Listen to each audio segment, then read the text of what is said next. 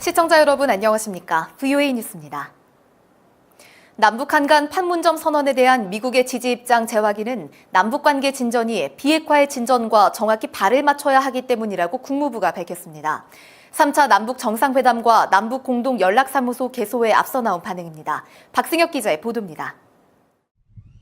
한국 정부가 다음 주 3차 남북 정상회담에 앞서 국회에 판문점 선언 비준 동의안을 제출하고 첫 번째 예산으로 4천억 원 이상을 편성했습니다. 남북 공동 연락사무소도 14일에 개성에서 가동합니다. 미국 국무부는 북한 비핵화의 진전이 없는 가운데 한국 정부의 대북 관계 개선 속도를 어떻게 평가하느냐는 VOA의 질문에 미국이 판문점 선언에 대한 지지 입장을 재확인한 것은 남북 관계 개선이 반드시 북한 비핵화와 발맞춰야 하기 때문이라고 밝혔습니다. 또 남북 관계 개선은 비핵화와 따로 진전할 수 없다는 문재인 대통령의 발언을 다시 거론했습니다. 전문가들은 국무부가 현 상황에 대한 우려를 드러냈다고 분석했습니다.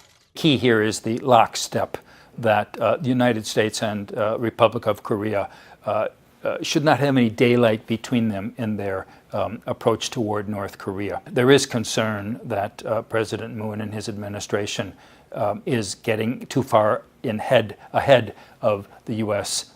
policy. 북한이 한국을 이용하고 나중에 약속을 지키지 않을 경우까지 대비해야 한다는 분석도 나옵니다. I fear that he wants to attain peace at any cost. And when that happens, that cost could be very high. 전문가들은 평화를 정착시키려는 한국 정부의 의지는 이해하지만 국제사회의 약속인 대북 제재를 준수하는 게 먼저라고 지적했습니다. VOA 뉴스 박승혁입니다. 다음 주 3차 남북 정상회담에서도 한국은 인권 문제로 북한을 자극하지 않을 것이란 전망이 나옵니다. 하지만 비핵화와 함께 북한의 인권 문제는 반드시 다뤄야 한다는 게 인권 전문가들의 지적입니다. 김칸희 기자입니다. 미국 조지 워싱턴대에서 열린 토론회에서 다음 주 3차 남북 정상회담 때 북한의 인권 문제는 논의되지 않을 가능성이 크다는 지적이 나왔습니다. 종전선언과 경제협력 사업을 추진하면서 한국은 북한이 민감해하는 인권 문제를 피할 것이란 전망입니다. If you bring that up, that would anger the North Koreans and deal with the most important issues first. 한국 측은 그 대신 북한의 인도주의적 지원을 제공하면서 인권 개선을 다뤘다고 주장할 것이라고 여 교수는 예상했습니다.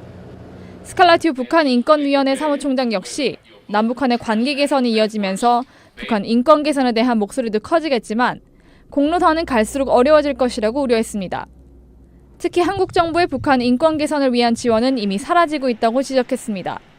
North Korean human rights movement really subsiding or nearly disappearing on the government side. The issue of North Korean human rights has often been sacrificed on the altar of very important political, security and military issues. 스칼라튜 사무총장은 그러면서 북한 인권 문제는 비핵화 문제를 다루는 미국 정부가 동시에 정면으로 다뤄야 한다고 주장했습니다. VOA 뉴스 김칸입니다. 남북한이 지난 6일 유엔에 공동 제출한 판문점 선언에서 남북이 올해 종전선언을 하기로 합의했다는 북한 측 내용이 실렸습니다. 하지만 당초 한국 청와대가 발표한 판문점 선언 영문본에는 올해 3자 혹은 4자 회담을 통해 종전선언을 추진하겠다고 돼 있습니다. 이에 대해 청와대 측은 유엔 제출본은 남북이 합의한 국문본에 충실한 번역이며 당초 내용은 비공식 번역본이라고 설명했습니다. 그러나 한국 정부는 지난 6월까지 당초 번역본이 담긴 남북 정상회담 결과집을 공식 배포했습니다. 시진핑 중국 국가주석과 아베 신조 일본 총리가 12일 동방경제 포럼이 열린 러시아 블라디보스토크에서 정상회담을 열고 한반도 비핵화가 양국 공통의 목표라는 데 동의했다고 일본 언론이 보도했습니다. 두 정상은 특히 유엔 대북제재 결의 이행의 필요성도 확인한 것으로 전해졌습니다.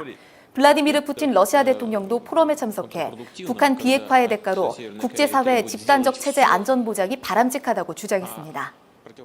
6.25 전쟁 납북자 가족 단체들이 3차 남북 정상회담에서 납북자 문제를 거론할 것을 촉구했습니다.